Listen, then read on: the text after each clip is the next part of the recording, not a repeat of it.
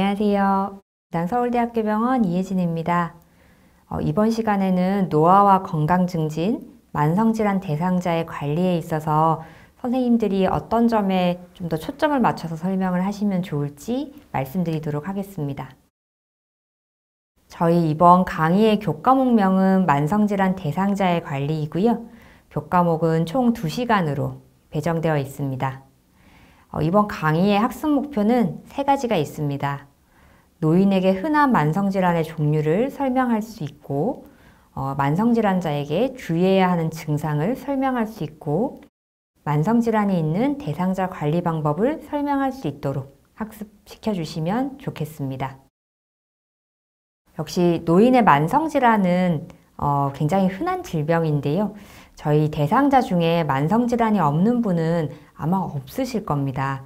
근데 저희 요양보호사 선생님들이 이런 저희 대상자를 관리를 할 때 질환에 대해서 잘 모르시기 때문에 실제 좀 관리에 어려움이 있으실 수 있는데요. 대부분 요양보호사 선생님들도 연세가 많기 때문에 본인 건강관리 겸 대상자의 건강관리 겸 알아두면 좋은 것들을 설명한다 생각하시면 좋을 것 같습니다. 저희 교육 내용의 첫 번째로 노인의 만성질환인 고혈압, 당뇨병, 고지혈증에 대해서 각 질환의 정의를 대략적으로 이해할 수 있도록 설명을 하고, 왜 이 병들이 대부분은 큰 증상이 없음에도 불구하고 관리를 해야 하는지 그 필요성을 이해시키시면 좋겠습니다. 두 번째 교육 내용은 각 질병으로 인한 급성 합병증에 대한 내용인데요. 흔하진 않지만 고혈압이 있는 분한테 올 수 있는 고혈압성 위기나 특히 이제 당뇨가 있는 분들한테 흔한 저혈당, 당뇨병의 급성 합병증인 고혈당 증상들, 그리고 뇌졸중이나 심근경색에 대해서 설명해 드리고, 이 각각의 상황에 대해서 요양보호사 선생님이 해결을 할 수 있는 경우도 있고, 어떤 경우는 해결을 하기 어려운 경우도 있지만, 좀 당황하지 않고 필요하다면 119를 불러서 병원으로 오실 수 있도록 적절히 대처할 수 있는 방법을 알려주시면 좋겠습니다. 특히 당뇨병이 있으신 대상자를 관리하실 때 저혈당은 굉장히 흔하게 접하는 증상 중에 하나라 좀 어떤 증상이 있고 이럴 때 어떻게 대처를 하는 게 옳을지에 대한 고민들이 다들 많으실 것 같습니다. 그래서 저혈당에 조금 더 초점을 맞춰서 강의를 해주시면 좋겠습니다. 마지막으로 고혈압과 당뇨병, 이상지질혈증의 관리 방법에 대한 내용입니다. 사실 약을 처방하고 약을 조정하는 것은 의료인의 역할인데요. 이제 그것뿐만 아니라 대상자 관리하실 때 사실은 생활습관 관리는 요양보호사 선생님들의 역할 중에 하나입니다. 식사를 어떻게 제공하는 것이 좋을지, 아니면 운동은 어떻게 시키는 게 좋을지, 술이나 담배는 어느 정도로 하시는 걸 용납해 드려야 되는지, 이런 것들에 대한 고민들이 다들 있으실 거고, 그래서 각각의 질병이 있을 때 어떤 식단이 좋고 어떤 음식들은 피하는 게 좋을지 이런 걸 좀 설명을 해주시면 훨씬 관리에 도움이 되실 것 같습니다. 그리고 운동 같은 경우도 사실 고혈압이나 당뇨병, 이상지질혈증이 운동 방법이 크게 다르지 않은데요.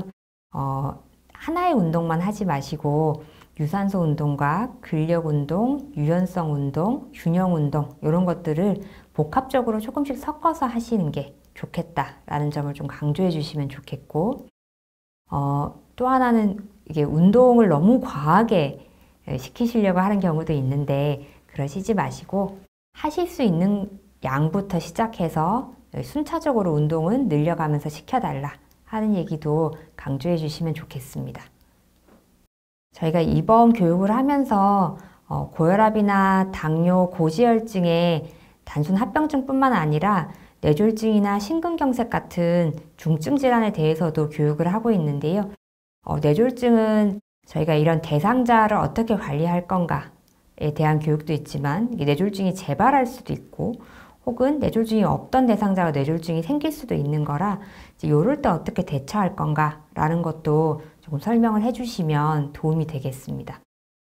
또 하나는 대부분 이제 고혈압은 별개의 문제, 당뇨병이 별개의 문제, 그리고 뇌졸중도 다른 별개의 문제라고 생각하는데 사실은 그게 아니라 이런 만성질환이라는 게 일종의 생활 습관의 위험 요인부터 시작해서 고혈압이나 당뇨병, 고지혈증 같은 만성 질환이 생기고 그 뒤에 이게 뇌졸중, 심근경색 같은 합병증까지 이어진다는 요 연결선상에서 좀 더 보실 수 있도록 설명을 해주시면 좋겠습니다.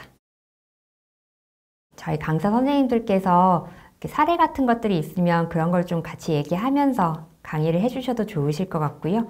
아니면 실제 대상자 관리하면서 여러 가지 좀 고민되는 부분들, 이런 것들을 좀 같이 얘기하는 시간을 가져보셔도 좋을 것 같습니다. 네, 이상입니다.